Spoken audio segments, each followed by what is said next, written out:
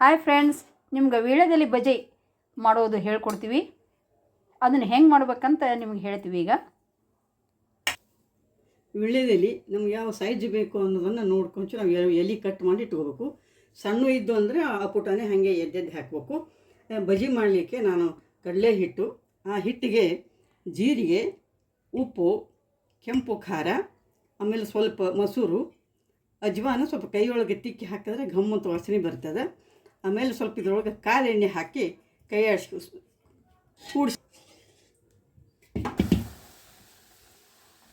ಒಂದು ಹೊಳ್ಳಾಗ್ತಾವೆ.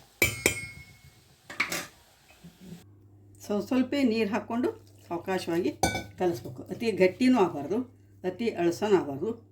ಎಲ್ಲಿ ನಾವು ಆಲೂಗಡ್ಡೆ ರೌಂಡಿಗೆ ಹೋಳಿ ಬಜ್ಜಿ ಮಾಡ್ತೀವಲ್ಲ, ಅದೇ ಟೈಪ್ ಹಿಟ್ಟ ಕಲಿಸ್ಬೇಕು.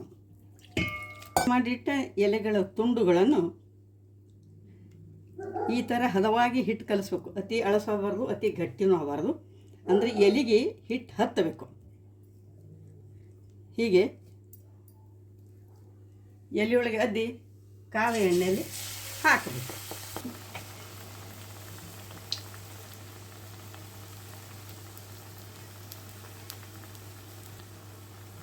ಹೊಂಬಣ್ಣ ಬರುವವರೆಗೆ ಅದನ್ನು ಕರಿಬೇಕು. ಈಗ ಹೊಂಬಣ್ಣ ಬರ್ತಾ ಇದೆ.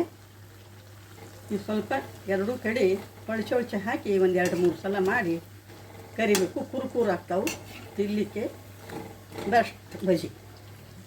ಹೊಂಬಣ್ಣ ಬಂದಿವೆ.